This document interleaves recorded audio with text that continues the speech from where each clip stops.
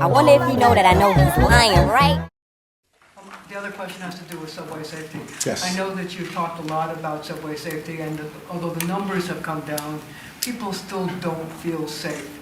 So the question is this: I know you think that there should be new legislation from Albany to deal with getting the mentally ill off the streets. But what about the idea of, do you need to, when the commissioner said that she's going to put 200 more cops on the subways, do they have to have special training? Should they be deployed differently? What are your thoughts of how that can work to make people feel that they're safe and that it matches the numbers that you're seeing? Yeah, and you know, Marsha, if we go back to 2022, you remember when I was talking about that, how the perception is a problem, and you know, everyone criticized me for saying that, but I fully understood that if you had no crime on the subway system, but if people felt unsafe, you were failing. And I knew that the numbers must match, the perception must match the numbers. I just told you how well we're doing in our subway system. And people don't like to hear how well we're doing when we talk about it, but we need to be honest about the success. But with that honesty, we're not saying we don't have to deal with the perception. I mean, a burning of someone on the subway system, shoving on the subway track, a slashing, being punched. When you read that stuff, or you're in the subway system, you see someone yelling and screaming, walking down the tracks, you know, you don't want to hear about the numbers only. So my job is to make sure I do the substantive things to bring down crime, which we have done. I wonder if you know that I know he's lying, right? But I have to do the symbolic things that make people feel safe. And that's why I said we're going to give the commissioner announced 200 more police officers. Regular milk or oat milk? Which one? Ooh. Oat milk, please. Okay. You almost got me. Oh, Swine. you're right. Yeah, almost got me again. Actually, almost got me 2 times in a row. But that one, I didn't even feel that one. Because I said we need to give them more police officers to carry out the job. I gotta go. I'm thinking maybe $40. Give me the bag. Hey, Well, hey, what's in your hands? There's nothing in my hands. What's in your hands? Nothing. Open your hands. All right. Because I said we need to give them more police officers to carry out the job. And so what we must aggressively do, and whenever we talk about this issue, think about it for a moment. Whenever we talk about this issue, what do we say? What is the police doing? That's what we see. When we think public safety, we only think police. We don't see the policies that police must police in.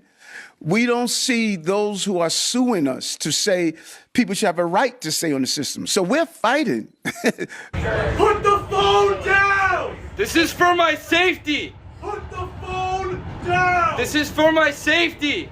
Put the phone down! This is for my safety! You know, to deal with not only the laws that allow people to say, City Council passed a law that said people have a right to sleep on the street.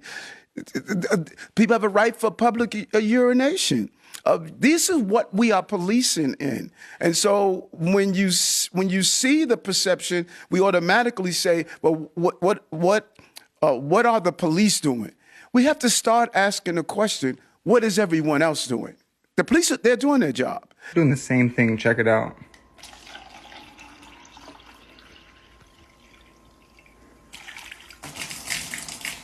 How does that work? Everyone else must start understanding the policies and rules that are made are connected to what people are feeling.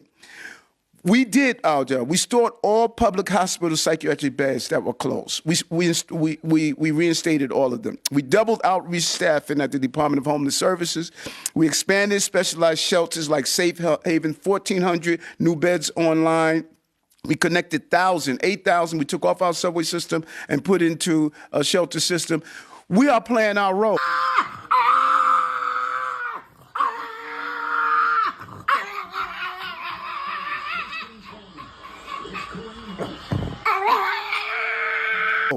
But as long as the focus is just on the police and City Hall and not the other rivers that feed the sea of this issue, then we're never going to solve it. We have to start asking others, What are you doing within your span of control to help the perception that New Yorkers are feeling? And I just think it's unfair to say to those men and women who are on the subway system doing their job that why aren't you doing more? They are doing more. Why can't you try to get the other people to do their part? that's you know the read, and you're right. Oh, Lord have mercy. Today drained me. Right.